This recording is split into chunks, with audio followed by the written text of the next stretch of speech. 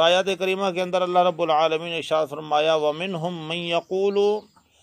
ان میں سے بعض وہ ہیں جو کہتے ہیں ربنا آتنا فی الدنیا حسنہ، کہ ہمارے رب ہمیں عطا فرما دنیا میں بہتر، یعنی دنیا جو ہے یہ بہتر عطا فرما۔ اور پہلا جملہ جو ہے ربنا، اے ہمارے رب۔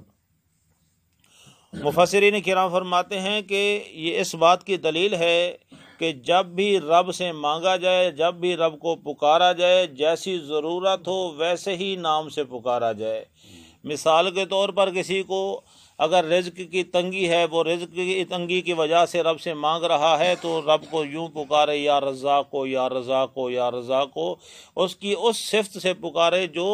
اس کو ضرورت ہے۔ اگر کوئی بندہ گناہوں کی معافی مانگنا چاہتا ہے تو اپنے گناہوں کی توبہ کے ساتھ ساتھ جب رب کو پکارے تو یا غفار کے ساتھ پکارے، اے بخشنے والے پکارے۔ اسی طریقے سے اگر گناہ گار ہے، اس کا پردہ فاش ہونے جا رہا ہے، اس کو ذلت و رسوائی کا سامنا کرنا پڑے گا، ایسی صورتحال بن چکی ہے، تو پھر اس کو پکارے تو یا ستارو یا ستارو یا ستارو پکارے، اے پردہ پوشی فرمانے والے، اے پردہ پوشی فرمانے والے، میں عیبی کے، مجھ عیبی کے، عیبوں کو چھپانے والے، مجھے ذلت و رسوائی سے بچا۔ مطلب جیسے رب کو مانگنا، یہ جیسی ضرورت ہو ویسے مانگو۔ لیکن یہ جو جملہ ہے ربنا، یہ وہ جملہ ہے، اور ایک اور جملہ ہے اللہم، یہ ہر دعا کی ابتدا میں آتا ہے، یا اللہم آتا ہے یا ربنا آتا ہے۔ اللہم کے اندر جو اللہ ہے پہلا، یہ تو اللہ کا ذاتی نام ہے، اللہ کو ذاتی نام سے پکارو۔ اور علماء کرام فرماتے ہیں اللہم کے آخر میں جو میم ہے، اس سے مراد یہ ہے کہ جتنی بھی اللہ کے نام میم سے شروع ہوتے ہیں، جیسے مالک، جیسے مجید، یعنی جتنی بھی اللہ تعالیٰ کے نام جو ہے نا میم سے شروع ہوتے ہیں، وہ تمام جتنی نام ہیں وہ اس میم میں آ جاتے ہیں۔ یعنی جب بندہ پکارتا ہے اللہم، پہلا نام تو اللہ کا ذاتی آ گیا اللہ، اور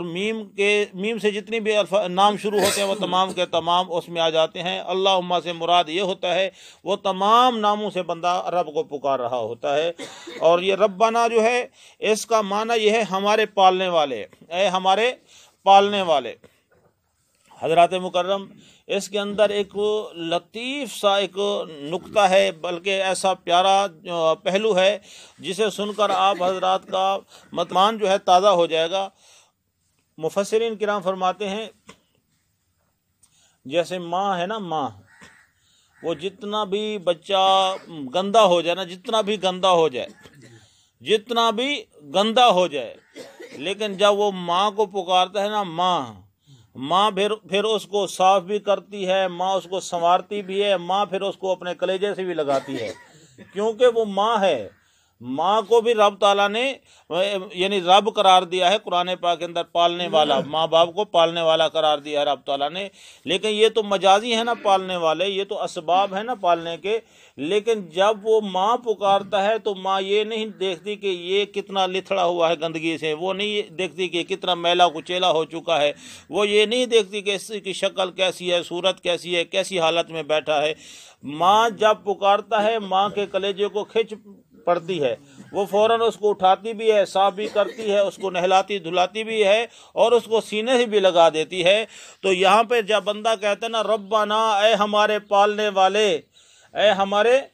پالنے والے، یعنی مولا تو پالنے والا ہے، ہم تیرے پالے ہوئے ہیں۔ جب پالا بھی تو نے ہے تو تیرے سوا اور کون ہے جو ہمیں عطا فرمائے گا؟ تو ہم جتنا بھی گناہ گار ہوں، ہم جتنا بھی سیاکار ہوں، ہم جتنا بھی خطا کار ہوں مولا، ہم جتنا بھی گندے کیوں نہ ہوں مولا، پھر ہے ہی تو تیرے پالے ہوئے نا، تو ہی ہمارا پالنے والا ہے۔ جب پالنے والا تو ہے، جب بندہ کہتا ہے نا ربنا، ہے ہمارے پالنے والے، تو اس وقت رب کی رحمت کو جوش آتا ہے۔ تو پھر رب تعالیٰ یہ نہیں دیکھتا کہ یہ گناہ گار ہے، یہ سیاکار ہے، یہ بدکار ہے، یہ مطلب ہے کہ کتنا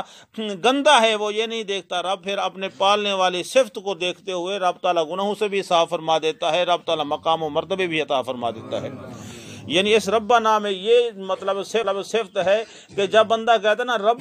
ربنا اے ہمارے پالنے والے، تمام صفتیں تمام شانیں اسی میں آ جاتی ہیں۔ تو جیسے ماں بچے کو بھوکا دیکھ کر برداشت نہیں کرتی، ماں بچے کو ننگا دیکھ کر برداشت نہیں کر سکتی، جیسے ماں بچے کو مثال کے طور پر دھوپ کی تپش میں دیکھ کر برداشت نہیں کر سکتی، اسی طرح جب بندہ کہتا نا اے میرے پالنے والے، پھر رب تعالیٰ اس بندے کو ہر محتاجی سے بچا لیتا ہے، ہر پریشانی سے بچا لیتا ہے، بلکہ رب تعالیٰ اس کو اس کی سوچ سے بھی زیادہ عطا فرما دیتا ہے۔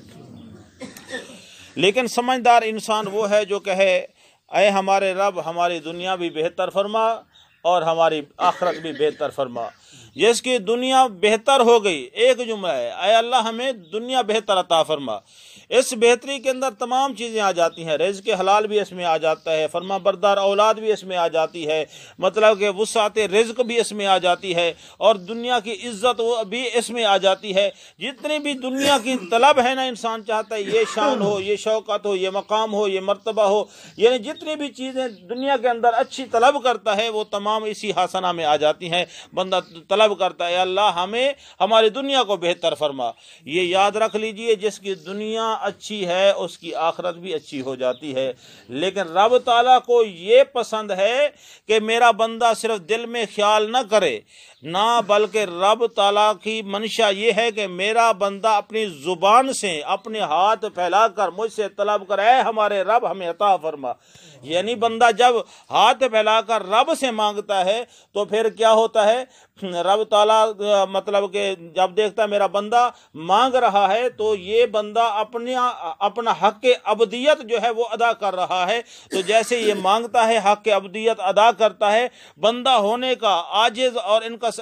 انکساری کا مظاہرہ کرتا ہے، اپنے عاجز ہونے کا مظاہرہ کرتا ہے، تو پھر کیا ہوتا ہے رب تعالیٰ اپنی شان ربوبیت کا مظاہرہ فرماتا ہے، رب تعالیٰ اس کو عطا فرماتا ہے۔ کیونکہ بندہ جب اقرار کر رہا ہوتا ہے، مانگ رہا ہوتا ہے، تو رب تعالیٰ فرشتوں کو بھی مخاطب فرماتا ہے، فرشتوں بتاؤ، اب یہ کہتا ہے کہ میں ہی پالنے والا ہوں اس کا، یہ کہہ رہا ہے کہ مولا تیرے سوا میرا کوئی نہیں ہے، اب بتاؤ اس کو میں نہیں بخشوں گا تو اور کون بخشے گا، اس کو میں عطا نہیں فرماؤں گا تو اور کون عطا فرمائے گا۔ میرے بھائیو، رب تعالیٰ کو مانگنا جو ہے بہت زیادہ پسند ہے، اس لیے ہاتھ اٹھا کر، ہاتھ پھیلا کر، گڑ گڑا کر، آنکھیں جھکا کر، شرمندگی دل میں پیدا کر کے رب تعالیٰ سے مانگا کرو، ہر وقت مانگا کرو، جب دل کرے تو دعا کے لیے ہاتھ اٹھا لیا کرو، مانگنا شروع کر دیا کرو، تو پھر کیا ہوگا انشاءاللہ خالی دامن نہیں رہے گا، انشاءاللہ دامن دنیا ہے یا آخرت ہے، انشاءاللہ دامن تمنا مالا مال ہو جائے گا، بھر جائے گا۔ آگے ارشاد خداوندی ہے وَفِي الْآخِرَةِ حَسَنَةٌ وَقِنَا عَذَابَ النَّارِ، اور ہماری آخرت بھی بہتر فرما۔ اس جملے کے اندر یعنی خاتمہ بالخیر بھی آ گیا، حالات نزا کے اندر مطلب کہ تکلیف جو ہوتی ہے اس سے بھی نجات کی دعا ہو گئی، اور قبر کی جو سختی ہے اس کی وحشت ہے اس سے بھی مطلب کہ امان کی دعا ہو گئی، اور حشر کے اندر جو سورج کی تپش ہے اس سے بھی دعا ہو گئی، اور رسول اللہ صلی اللہ علیہ وسلم کی شفاعت کا بھی بندہ حقدار ٹھہر گیا، حتیٰ کہ وہ جنت تک پہنچنے کا حقدار ٹھہر جاتا ہے۔ آخر کے اندر ارشاد ہوتا ہے وَقِنَا عَذَابَ النَّارِ، اے اللہ ہمیں جہنم کی آگ سے محفوظ فرما۔ حضرات مکرم، اس سے مراد یہ ہے کوئی بھی چیز کماتا ہے تو اس کے لیے مشقت اٹھانی پڑتی ہے، تکلیف اٹھانی پڑتی ہے، بندہ مانگ رہا ہے مولا دنیا بھی بہتر عطا فرما، آخرت بھی بہتر عطا فرما، لیکن ہمیں تکلیف بھی نہ ہو، نہ تو جہنم کے گرم حصے والی تکلیف ہو، نہ سرد حصے والی تکلیف ہو، مولا ہمیں جہنم کے عذاب سے بھی نجات عطا فرما، یعنی ہر سہولت عطا فرما، لیکن ہمیں تکلیف بھی نہ ہو، کیونکہ ہم تیرے پالے ہوئے ہیں، تو ہی ہمارا پالنے والا ہے۔ دعا فرمائے اللہ رب العالمین ہم سب کو اپنے در کا محتاج بنائے، اور ہمیں اپنی بارگاہ سے مانگنے والا بنائے، اور اللہ رب العالمین تمام مسلمانوں کی اور ہم سب کی نیک جائز خواہشات کو پورا فرمائے۔ اللہ رب العالمین ہمیں دنیا بھی بہتر عطا فرمائے اور آخرت بھی بہتر عطا فرمائے، آمین بجاہ سید الانبیاء والمرسلین وما علینا الا البلاغ المبین۔